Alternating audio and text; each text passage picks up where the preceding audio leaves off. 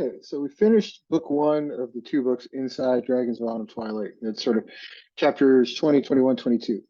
And what we left last time with the party kind of having talked to the High Bolt, the guy who's in charge of all the gully doors. Now they're off on the side, kind of waiting, get a little rest before they go after the dragon.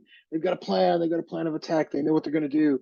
Now we got some contention. Caraman doesn't really trust the gully dwarves who are there helping them out. You know, is Tanis's plan the right one, or is he about to get them all killed? He's got these moments of self doubt. We then they rush into the dragon's lair. Of course, first thing you always do, right, is say, "Hey, where's the dragon live? Let me go check that place out." Not really a great idea.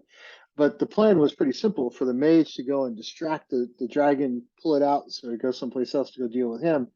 Uh, is that a suicide mission? Is that a brilliant idea? Can he actually survive that? And then the party will go in and raid the dragon's lair and then run. Great idea, supposedly, right? Or is it a suicide mission for everybody? Can the dragon grab the mage, go back? So they finally get to the dragon's lair, and there's this sort of magical darkness everywhere that you can't really see because the dragon has cast a darkness spell. Then as soon as they walk in, of course, the dragon's like, okay, you can see now. And not only is the dragon still there, but it has the mage as its prisoner. So he's holding the mage. Tells Goldmoon, hey, that staff is mine. Bring it to me. Goldmoon comes up. Everybody's like, what are you going to the dragon for? Are you crazy? Let the knights go take care of him, right? And she goes up. She takes her blue crystal staff, hits the dragon with it. The thing explodes, mortally wounding the dragon. Goldmoon disappears, theoretically turned to ash, right? We don't know what happened to her. And because of the explosion, the sort of the fight, the ceiling starts to collapse, and now the entire ruined city is about to become even more ruined, and water starts rushing in. The whole thing's flooding. So our characters have to run out, right? We're way below ground, and water's rushing in. Not a great place to be, right? You don't really want to be underground when you get flooded. So they have to go back to the lift that they had to fight on to get down and try to get back up. Can they actually while all the draconians are trying to get out too, right? So the list's going to be full of these draconians. You fight your way out. They get back to the surface because now there's mass chaos and the draconians aren't really paying all that close attention. And They get to the surface. They go and hide out in the temple that was up there. And lo and behold, we got Goldmoon. She's actually okay. The staff is now part of one of the pieces of one of the statues in the temple. And Goldmoon is now magically a cleric, right? So she now has healing powers through prayer instead of using the staff. So, um, and our party is actually intact. So that kind of concludes book one, with one exception. As they're heading out, they're just trying to figure out where to go. Do we go take these discs back to the Elven homeland? Do we go over here? Do we go over there? Everybody's got their favorite destination. So of course they go to Solus to get supplies and information. Then they'll kind of decide where to go from there.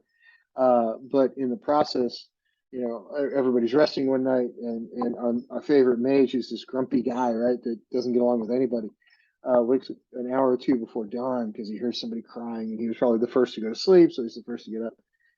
And it was Bupu, the little gully dwarf, that helped him out. And in a rare moment of tenderness, our beloved cranky mage goes to comfort her, and she kind of is like, well, I want to go with you, but I'll miss my people. What do I do? So he tells her, go back with your people. We'll be fine. I'll miss you. But he really does try to comfort her, which is just weird for him. Which is why I really think, and somewhere in a later book it covers it, that this is the one kind of creature walking the surface of Kryn that he ever really cared about, including his brother and his half sister. So to me, it was a really interesting way to end that sort of first act. And these authors, and I know I've talked a lot about the story, but these authors, as a writing pair, are really interesting. And as a writer myself, I read these books and I'm like, their pacing is phenomenal. They do world build, they do have character interaction, but there's always some action going on. And the only bits of world building or character information are not like we go on for 10 pages and espouse about all this backstory and all this stuff. You get the backstory and digestible bits that are pertinent to the story. So something to move the story forward that happens to be necessary from the backstory. So I think they've crafted a very interesting style when they work together. Amazing duo. And they've been at this since the 80s. And this was one of the first things I think the first thing they ever did together. Certainly the first in the Dragonlance series of books. And it's one of my all-time favorites. I think it sets up a fantasy world that deserves the same critical acclaim of Tolkien and the Lord of the Rings. I really do think that. And I know it doesn't get that kind of attention, but is that an oversight of the fantasy world? I know it's gotten a lot of attention, but not necessarily critical attention. Right? You're not going to see this in the university reading list, right? Maybe you should, but it to me it's one of those books that really does stand out because it kicks off a universe that we all know and love. So we're going to start diving into book two, um, which is the second half of Dragons of Autumn Twilight. It's still in that same book. And I hope you keep watching the videos. I'm having a great time going through this with the kids. It's so much fun.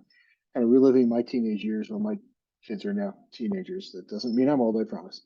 Um, but anyway, thanks for following along with us. Subscribe if you haven't.